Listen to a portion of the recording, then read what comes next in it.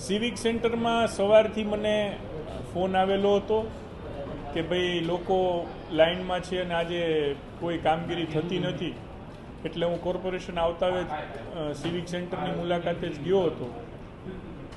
લોકોને મળ્યો અને અધિકારીને પૂછતા સર્વર ગઈકાલથી ડાઉન છે માહિતી મારી પાસે પણ હતી અને આજે સર્વર સાવ ઠપ થઈ ગયું છે, એટલે લોકોને મુશ્કેલી પડી રહી હતી. મેં પોતે ત્યાં અડધી કલાક બેસીને સંપૂર્ણ વ્યવસ્થા સમજીને એને સોલ્યુશન આપવાનો પ્રયત્ન કર્યો છે. ખાસ કરીને જે લોકો આવે છે ને આવતા 10 દિવસને ધ્યાનમાં રાખીને એને ટોકન આપી દેવાના થાય છે એવી સૂચના આપી છે. એમાં એમનો મોબાઈલ નંબર અને નામ આટલું લખવાનું કીધું છે. અલગ કાગળથી લોકોને પોતાને જ કીધું છે એમના હસ્તાક્ષરમાં જ લખે, જેથી કાંઈ સમયમાં ફેરફાર હોય તો તેમને જાણ કરી શકાય. અને વાસ્તવિકતા એ છે કે આ જે કામગીરી ઠપ છે એને લીધે લોકોને હાલાકી ભોગવવી જ પડી છે.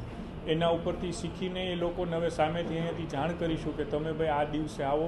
આજે પણ સવારે બોર્ડ લાગેલું જ હતું કે બંધ છે કામગીરી, પરંતુ લોકો આવી ગયા હતા અને એમને ધક્કો ન થાય એ માટેની વ્યવસ્થા સંપૂર્ણ થાય એ ગોઠવવાનો પ્રયત્ન કર્યો છે.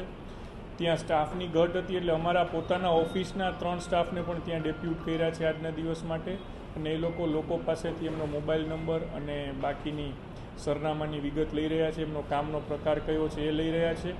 એના આધારે એમને જાણ અહીંયાથી સામેથી કરવામાં આવશે કે હવે એમનો નંબર ક્યારે આવશે અને ટોકન ફાળવા છે, જેથી અમને ખ્યાલમાં રહે.